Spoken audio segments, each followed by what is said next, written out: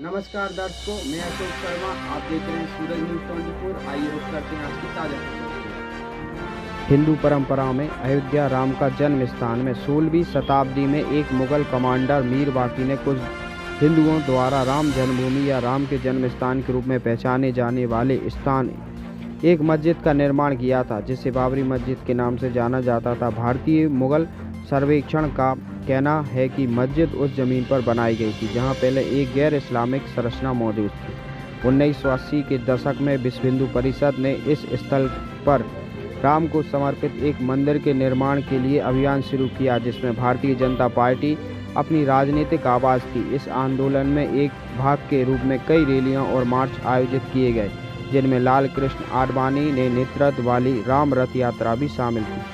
6 दिसंबर 1992 को विश्व हिंदू परिषद और भाजपा ने उस स्थान पर एक रैली आयोजित की, जिसमें 1.5 लाख लोग शामिल हुए। रैली हिंसक हो गई और भीड़ सुरक्षा बलों पर हावी हो गई। मस्जिद को तोड़ दिया। घटना की बात की जांच में 68 लोगों को जिम्मेदार पाया गया, जिनमें भाजपा और बीएचपी के कई नेता भी शामिल थे। विध्वंस के परिणाम स्वरूप भारत में हिंदू और मुस्लिम समुदाय के बीच कई महीनों तक सांप्रदायिक दंगे हुए, जिसमें कम से कम 2000 लोग मारे गए। पाकिस्तान और बांग्लादेश में भी हिंदुओं के खिलाफ जाबाजी हिंसा हुई। बाबरी मस्जिद के विनाश ने देश भर में मुस्लिम आक्रोश को फैलाया, जिसमें कई महीनों तक अंतर सांप्रदायिक दंगे भड़क उठे, जिसमें हिंदुओं और मुसलमानों ने एक दूसरे पर हमला किया। घरों, दुकानों, पूजा स्थलों को जला दिया गया, लूट लिया गया। भाजपा के कई नेता को हिरासत में ले लिया गया और सरकार ने बीएचपी पर कुछ समय के लिए प्रतिबंध लगा दिया था, जिसके बावजूद आगामी दंगे मुंबई, सूरत, अहमदाबाद, कानपुर, दिल्ली, भोपाल और अन्य शहरों में फैल गए, जिससे परिणाम स्वरूप अंततः 2000 से अधिक लोगों की मौत हुई। अकेले मुंबई के दंगे, जो दिसंबर 1992 और जनवरी 1993 में हुए और जिसमें आयोजन करने में शिवसेना ने बड़ी भूमिका निभाई, लगभग 900 लोगों की मौत का कारण बनी। लगभग 9000 करोड़ की संपत्ति की क्षति का अनुमान लगाया गया।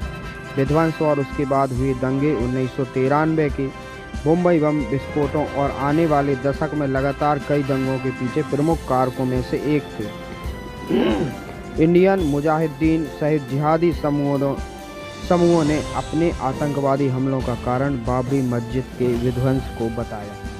16 दिसंबर 1992 को केंद्रीय गृह मंत्रालय ने मस्जिद के विनाश की जांच के लिए सेवानिवृत्त उच्च न्यायालय के न्यायाधीश एमएस लिब्रियन की अध्यक्षता में लिब्रियन आयोग का गठन किया। 16 वर्षों में 399 बैठकों के बाद आयोग ने 30 जून 2009 को भारतीय प्रधानमंत्री मनमोहन सिंह को अपनी 1029 पेज की रिपोर्ट सौंपी। रिपोर्ट के अनुसार 6 दिसंबर 1992 को अयोध्या में हुई घटना ना तो अनायास और ना ही अनियोजित थी।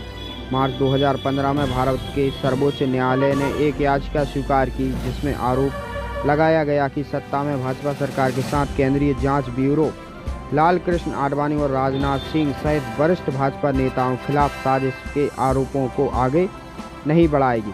न्यायालय ने सीबीआई से अपील दायर करने में हुई देरी के बारे में स्पष्टीकरण देते हुए कहा, अप्रैल 2017 में एक विशेष सीबीआई अदालत में आडवाणी, मुरली मनोहर जोशी, उमा भारती, विनय कटियार और अन्य लोगों के खिलाफ आपराधिक साजिश के आरोप तय किए गए। एक नींव के पत्थर के कार्यकर्ता की हमारे जीवन में आंखों देखी सत्य घटनाओं पर आधारित कहानी। श्री राम मंदिर आंदोलन में प्रारंभ से ही सक्रिय रहे श्री कृष्ण तिवारी अन्नू महाराज मंदिर निर्माण को लेकर जो आंदोलन चले, उन आंदोलनों में श्री राम जय राम 13 अक्षरी मंत्र का जाप 13 करोड़ बार करने का संतों के कहने पर विश्व हिंदू परिषद का घर घर संकल्प दिलाने का अभियान चला। उसको लेकर मध्य भारत प्रांत में सबसे ज़्यादा जब करता गंजबाजदा में बने। यह बात किसी और से नहीं, क्योंकि स्वयं श्री कृष्ण तिवारी इस अभियान के जिला प्रभारी थे। विश्व हिंदू परिषद के द्वारा पूरे देश की योजनाओं के अनुसार जिले भर में शिव अभिषेक प्रारंभ हुए। उसमें भी सबसे ज़्यादा शिव अभिषेक विदिशा जिले में हुए।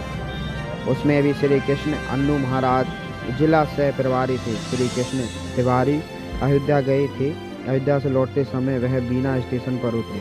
आगे जाकर वहीं साबरमती ट्रेन गोधरा में जला दी गई।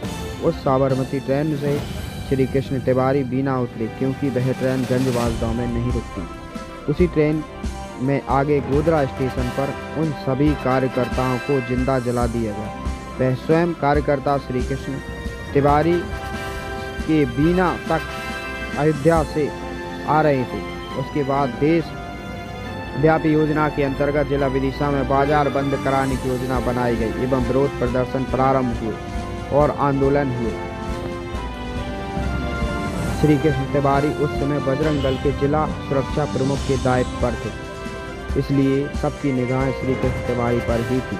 उस समय कांग्रेस सरकार होने के कारण संघर्ष कई गुना बहुत रहता था, परंतु हम आज देखते हैं कि उनका नाम उतना नहीं चलता, संगठनों द्वारा उतना महत्व नहीं दिया जाता। आजकल लोग कुछ भी राम मंदिर आंदोलन को लेकर ध्यान दे रहे हैं और वाहवाही लूटने का प्रयास कर रहे हैं, परंतु जनता सब जानती है। आप जनता ने ऐसे लोगों को नकार दिया और सत्ता से बाहर का रास्ता दिखा दिया। आज श्री कृष्ण तिवारी हिंदू जागरण मंच का कार्य कर रहे हैं। कार्य को आज भी घर घर अक्षत वितरण करके श्री राम का सभी लोगों को आमंत्रण दे रहे हैं। अपने कार्य की ईमानदारी से करते हुए उन्हें करने में बड़ा आनंद आता है। श्री कृष्ण तिवारी नींव के पत्थर होते हुए एक पूरे अभियान में अपनी भूमिका को लेकर श्री राम भगवान को बहुत बड़ी कृपा बताते हैं। कहते हैं अगर उनकी कृपा ना होती तो व्यक्ति एक कदम नहीं चल सकता। हमें प्रभु ने पूरे अभियान से जोड़े रखा, इससे बड़ी श्री राम की कृपा और क्या होगी। कहते हैं संसार के सबसे भाग्यशाली प्राणी हम लोग जो सैकड़ों वर्षों के संघर्ष के बाद श्री राम मंदिर को अपनी आंखों के सामने बनता हुआ देख रहे हैं और श्री राम जी की कृपा से श्री राम जी के दर्शन लाभ भी हम सब लेंगे। इससे बड़ा आशीर्वाद श्री राम जी का और क्या होगा। इसी तरह की ताज़ा अपडेट पाने के लिए चैनल को सब्सक्राइब करें। सूरज न्यूज़ 24 से अशोक शर्मा की रिपोर्ट गंज बासगांव।